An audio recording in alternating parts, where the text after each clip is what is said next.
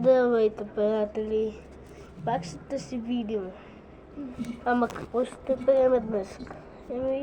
Забавно. Днес сме на джакузи. Да.